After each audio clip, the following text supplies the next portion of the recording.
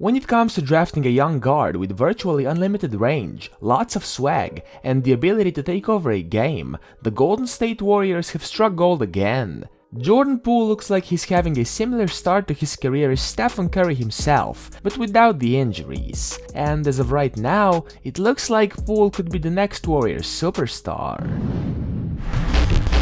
Early struggles.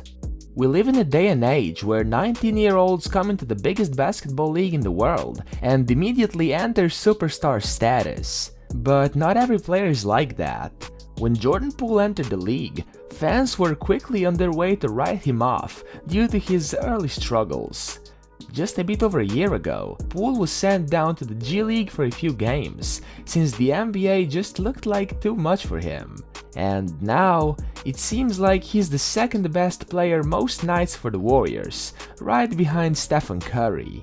But none of that came naturally. He didn't simply just get used to the game. According to Steve Kerr and the whole Warriors staff, the person that he's seen the biggest minutes in the gym, after practice and in the off-season isn't any one of the big three.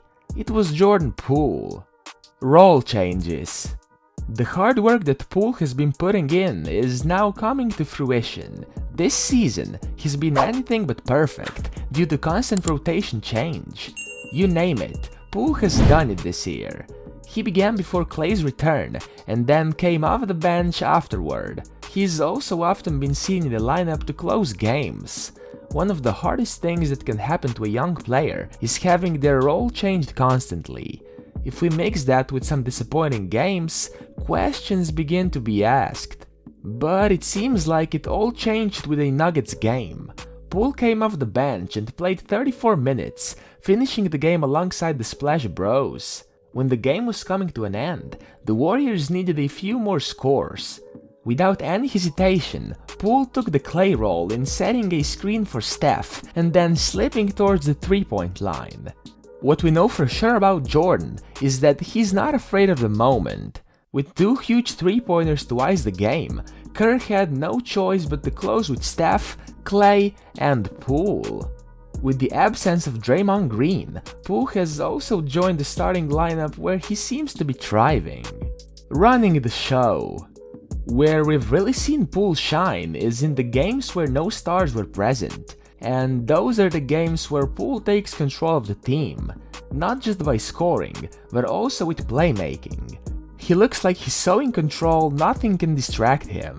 Plus, his rim finishing ability is amazing. He's got some of the most crafty finishes we've seen all year.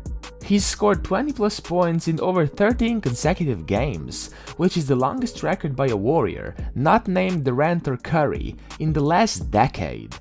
At this point, it looks like it's going to be almost impossible for Steve Kerr to keep him out of the starting or the closing lineup, since Poole has taken the jump of playing with the starting unit, whether it be off the ball or on the ball. Areas to improve. Understandably, Poole isn't a perfect player, but no one is. The main areas where he could get better are his decision making, shot selection, and defense.